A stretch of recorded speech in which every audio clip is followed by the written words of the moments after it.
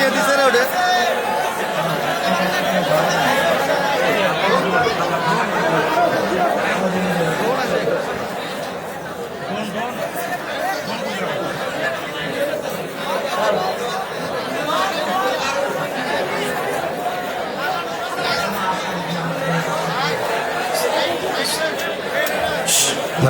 আওয়াজ না, আওয়াজ না।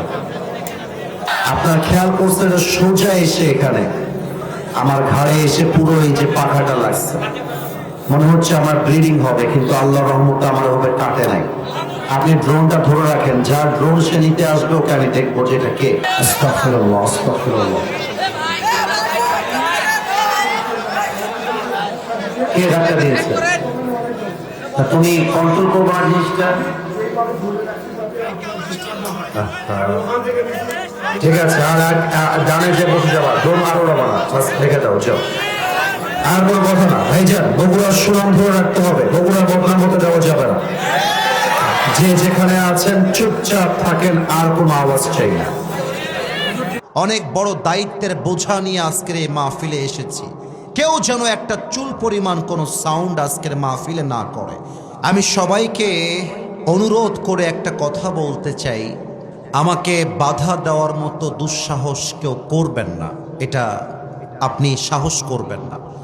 এর কারণ আমরা যে কথাগুলো মাহফিলে বলি, আমরা বাপ দাদার কথা বলি না, আমরা আল্লাহর কোরআন দিয়ে কথা বলি। এবং আমরা যদি দলিল ছাড়া কথা বলি, আপনি আমাকে ধরতে পারেন, not a big deal. But আমি যদি হক কথা বলার জন্য আপনার বিরুদ্ধে যায়, আর আপনি যদি আমাকে দলের বিরুদ্ধে যাওয়ার জন্য আক্রমণ করতে আসেন, আপনি যেই হন, যুবকরা কিন্তু আপনার পিঠের চামড়া একটাও বাকি রাখবে না বগুড়ার ভাই। এটা আমি শুরুতে ডিক্লেয়ার দিলাম এই জন্য, কারণ আমি হক কথা খুব বেশি বলার জন্য ট্রাই করছি ইদানিং সময়।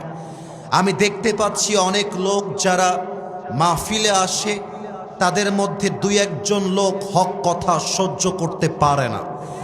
তাদেরকে বলতে চাই, প্রিয় ভাই, তুমি মাথায় রাখবা, এটা 5 আগস্টের আগের বাংলাদেশ নয়, এটা 5 আগস্টের পরের বাংলাদেশ। এখানে আমরা হক কথা বলবো বুকের পাটাকে উঁচু করে। আরে আমরা বিশ্বাস করি, আমাদের শহীদ ওসমান হাদি শিখিয়ে দিয়ে গিয়েছে, বিড়ালের মতো 500 বছর বেঁচে থাকার কোনো দাম নাই, বাঁচতে হলে সিংহের মতো 1 ঘন্টা গর্জন দিয়ে আমরা বাঁচতে চাই। শহীদ ওসমান হাদি যদিও বা সে পৃথিবী থেকে বিদায় নিয়েছে, শহীদ হয়ে গিয়েছে, তবে তার চেতনা এখনো মরে যায় নাই। আমার বিশ্বাস আগামীকাল যেই সূর্য উঠবে, সেই সূর্য উঠবে ওসমান হাদির চেতনায়। আগামীর পার্লামেন্টে আইন পাস হবে ওসমান হাদির চেতনায়, আর আগামীর পার্লামেন্ট চলবে আল্লাহর কোরআনের সংবিধান দিয়ে ইনশাআল্লাহ। এই জন্য না, তাকবীর দেওয়ার প্রয়োজন নেই, আমাকে কথা বলতে দেন, আমি কথা বলতে এসেছি। আমি বলেছিলাম আগেই, আমার হক কথা বলার জন্য আমাকে স্পেস তৈরি করে দেওয়া লাগবে। But to be honest with you, মন থেকে বলছি, আমি কোনো দলকে ঘৃণা করি না। আমি প্রত্যেকটা দলের ভালো গুণ যেমন বলি, খারাপ গুণটাও বলে দেই, যাতে করে তিনি শুধরে যায়। তবে আমরা চাই আগামীর বাংলাদেশ হবে বিভেদের বাংলাদেশ নয়, আগামীর বাংলাদেশ হবে ঐক্যতার বাংলাদেশ।